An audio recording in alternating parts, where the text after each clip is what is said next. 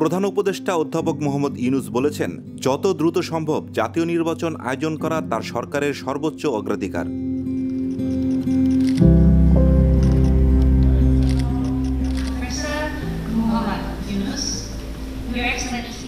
তিনি বলেন, আমি আমাদের জনগণকে আশ্বস্ত করেছি যে প্রয়োজনীয় সংস্কার সম্পন্ন হলে আমাদের উপর অর্পিত দায়িত্ব অনুযায়ী আমরা একটি অবাধ, সুষ্ঠু ও অংশগ্রহণমূলক নির্বাচনের আয়োজন করব।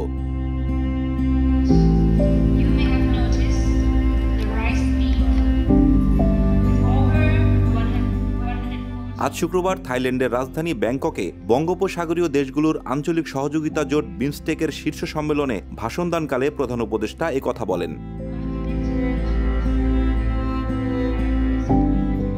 তিনি বলেন, সরকার ইতোমধ্যে বিচার ব্যবস্থা, নির্বাচন ব্যবস্থা, জনপ্রশাসন, পুলিশ, দুর্নীতি দমন কমিশন ও সংবিধান সংস্কারের জন্য 6টি কমিশন গঠন করেছে, যাতে জনগণের মালিকানা, জবাবদিহিতা ও কল্যাণ নিশ্চিত করা যায়। প্রধান উপদেষ্টা জানান, এই কমিশনগুলো ইতিমধ্যেই তাদের সুপারিশ জমা দিয়েছে, যা বর্তমান সরকারের সক্রিয় বিবেচনায় রয়েছে। অনুষ্ঠানে থাই প্রধানমন্ত্রী এবং সম্মেলনের চেয়ারপারসন পেতংতান সিনাওয়াত্রা, বিমস্টেকের মহাসচিব রাষ্ট্রদূত ইন্দ্রমণি পাণ্ডে এবং বিমস্টেকের সদস্য রাষ্ট্রের প্রতিনিধি দলের প্রধানরা উপস্থিত ছিলেন।